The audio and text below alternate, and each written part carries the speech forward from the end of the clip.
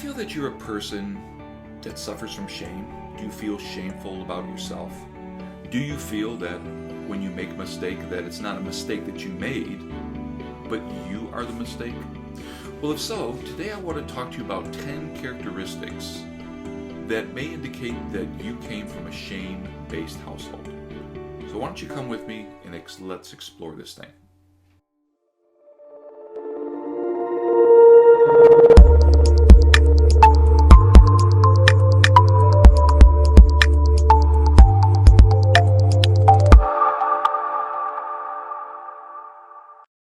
Welcome back, and thanks for joining. I'm Robert, of course, and really appreciate you stopping by our YouTube page. Listen, before we get started, why don't you go ahead and, hit that subscribe button if you're not a subscriber already.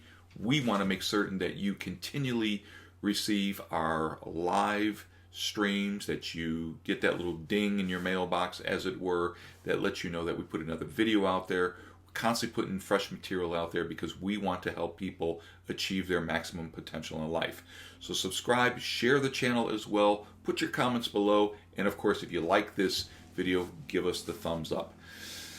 So today we're going to talk about shame, and I just want to take a few minutes and discuss this. I'm going to try to give you 10 characteristics of an adult that indicates that you were affected or you grew up in a household full of shame. And this is why your actions that you don't like that you're doing may be shame-based induced.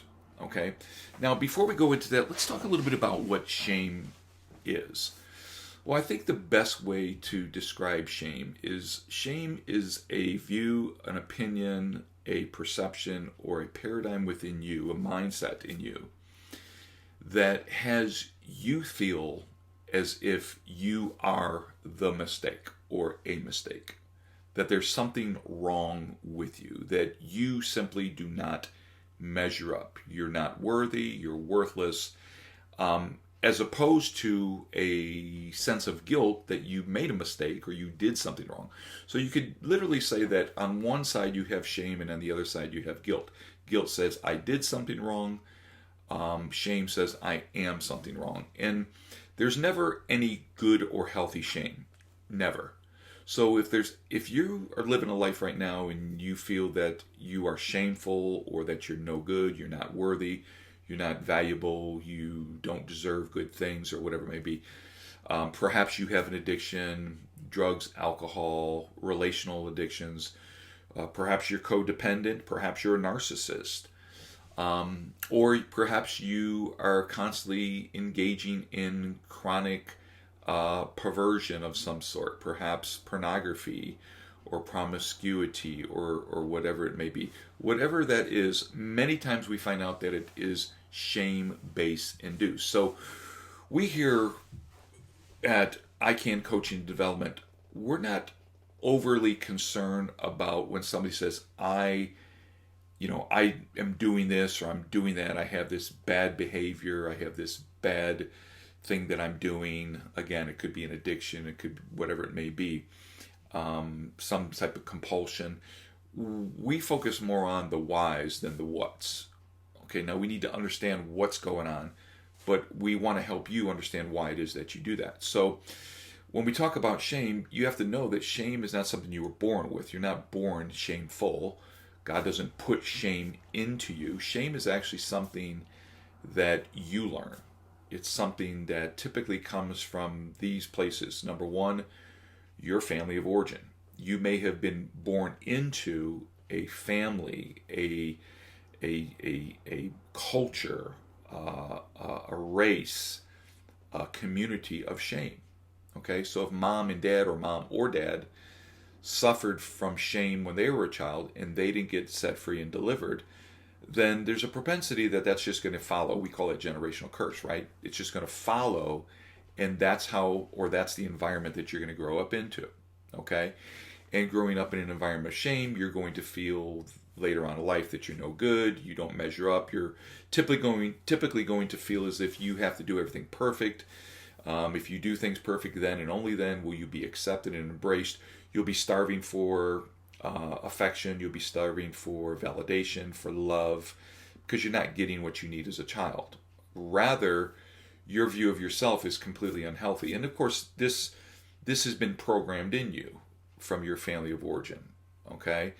And you may see yourself as a bad person. Why? Because it could be something as simple as when you were young, you were told you're a bad person. You may have done something bad, but it wasn't said that you did something bad. What was said is you are something bad. And if that happens long enough, especially between the age of 0 and 10, then deeply embedded in our subconscious, that program is going to be, that routine is going to be written.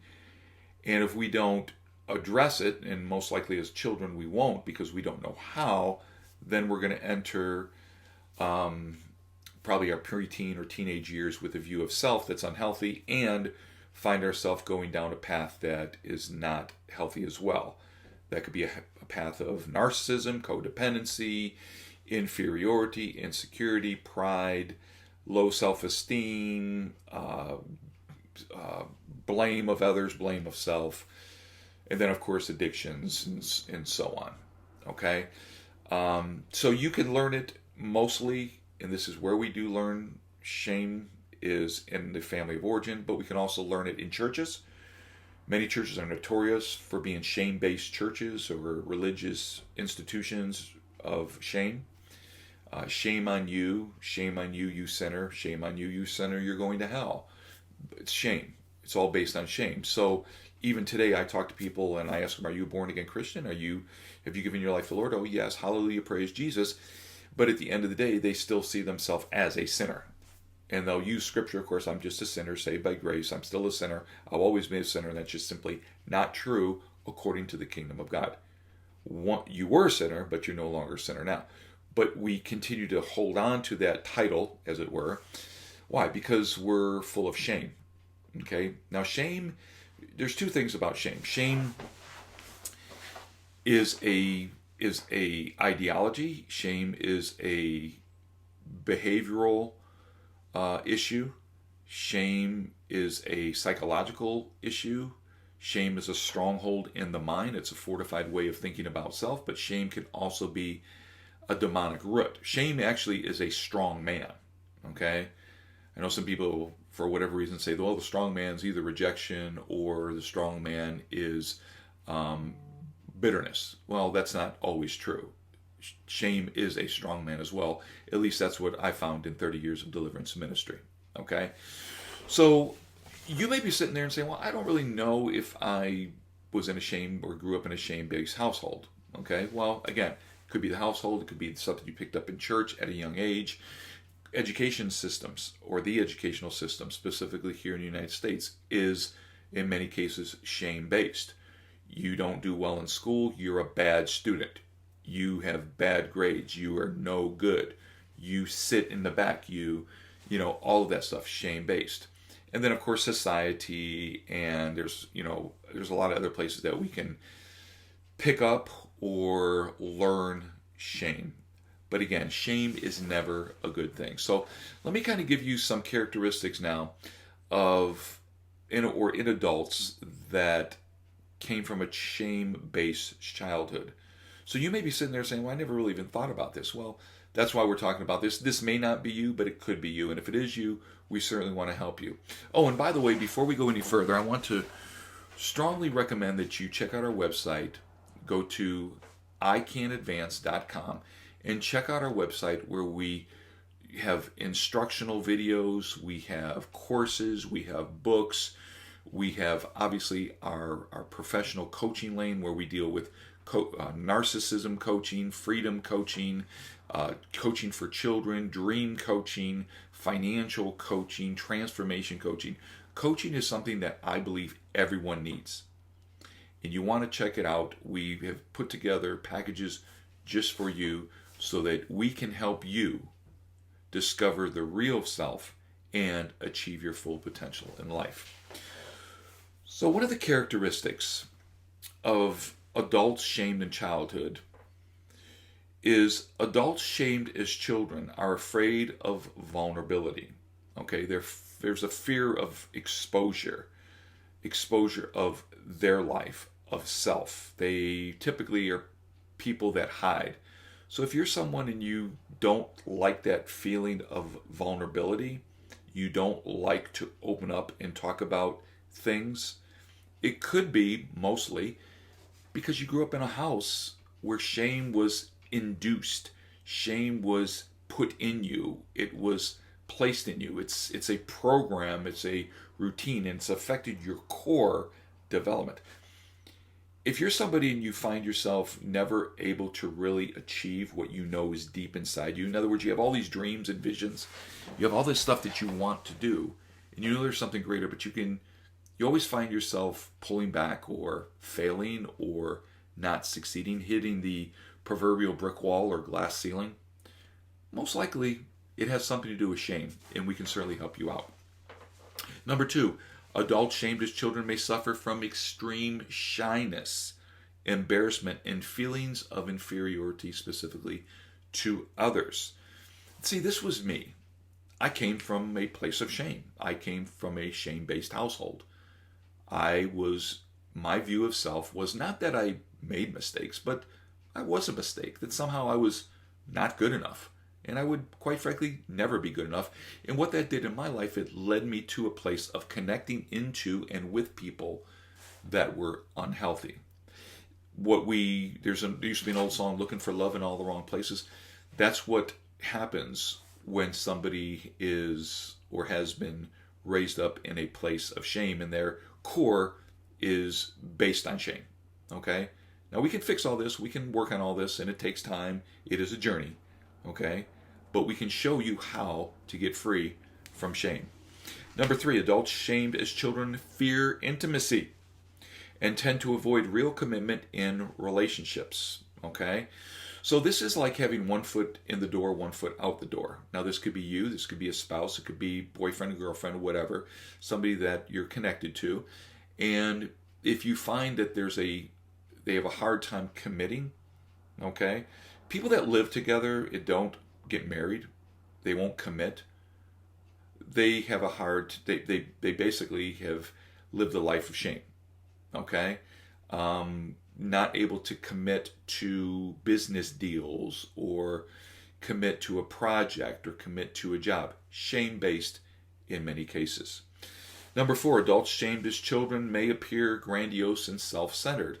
I find this extremely interesting because we get a lot of calls about narcissism. Obviously, we have a tremendous amount of insight and experience in helping narcissists, but more importantly, even helping people that have been targeted by narcissists or in a narcissistic relationship.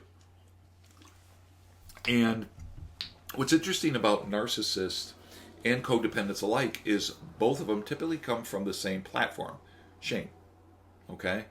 It's just that the narcissist took it one way, the codependent took it another way, but at the core, again, the strong man, we're going to find a strong man of shame or a core that's been developed out of a place of shame.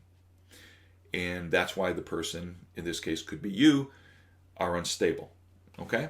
Number 5, adults shamed as children feel that no matter what they do, they won't make a difference.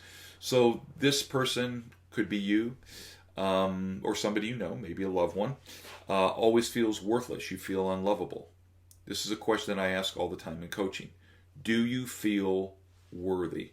Or do you feel worthless? Do you feel you deserve love? You can have love?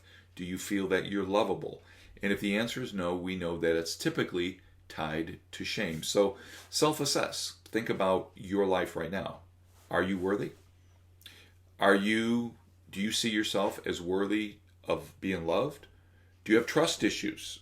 Well, if you do, many times it has something to do with shame. Okay, number 6, adults shamed as children may suffer from debilitating guilt. Okay, so I've seen this before, people that are always apologizing. There's so much guilt on them. They suffer from internal shame, a guilt complex, an inferiority complex, and they are always apologizing. Even when they didn't do anything wrong, they will say, I'm sorry, okay? And what they typically end up doing is taking responsibility for everyone else. So somebody else could actually be doing or did something wrong, they will take that responsibility upon themselves. Many times, people that or adults that were shamed in childhood will find themselves becoming a fixer, always looking to come to the rescue of other people, okay? Out of a sense of guilt, not of commitment, a sense of guilt. Because they're trying to be perfect. They're trying to buy or work their way into a place of acceptance. Okay? Very unhealthy. Number 7, adults shamed as children feel like outsiders. They feel a pervasive sense of loneliness throughout their lives, even when they're surrounded by people that genuinely love them. So think about that. Do you feel lonely? Do you feel depressed? Many times, people that suffer from depression have tremendous shame-based perceptions of self and came from a shame-based family. Number 8, adults shamed as children project their beliefs about themselves into others. So you may have experienced this, either somebody talking to you or perhaps you talking to somebody else, where the person says they know what you're thinking about them. In other words, their view of self is so septic and dysfunctional and perverted and unhealthy that they project that into another person and say, I know what your view of me is. They're extremely fearful of what everybody thinks. Whether they can go into a town, into a public place, a building, their own home, or at church. It's this tremendous feeling that they themselves are not a good person. Okay? And they're always, I've seen this before in our years of pastoring, people always, every week, going up the altar and crying, just laying there, crying and crying and crying. Now, there's nothing wrong in and of itself of going to the altar and crying and weeping, repenting, seeking God, and fellowshipping with the Lord there and being moved by the Holy Spirit. That's not what I'm talking about. I'm talking about people that habitually cry at the altar because they see themselves as some worthless, unworthy sinner, doomed, and basically God's view of them is that they're no good. Okay? That is a very unhealthy view of self, and it will keep you from ever achieving your full potential in life. Number 9, adults shamed as children feel they must do things perfectly or don't do them at all. Now, this is a really interesting one. I can attest to this one because it affected me in my life. Okay? So, I had an opportunity, give you a quick testimony, I had an opportunity to go into professional baseball. Okay? I was really good at baseball. I don't want to toot my horn here, but I was really good at baseball. Played semi-pro, was being scouted by several teams in the major leagues. And I was working out with a particular professional baseball team. And I was in college at the time. And I did real good in what I was doing there. And I talked to the scout afterwards. And I was really hoping to be signed right there on the spot. Or being told that the next draft I'll be drafted. Well, that wasn't said to me. What was said to me is that, look, we have a tremendous amount of interest in you, and you have a tremendous potential to play the game, but we like to see you go, and this is many years ago, they do a little bit different now, but go back to college and play one more year of college ball. Well, because I couldn't accept that, and there was so much shame in me, what did I do? Well, I quit baseball. Okay? That's the Arrested Development rising up. I quit baseball.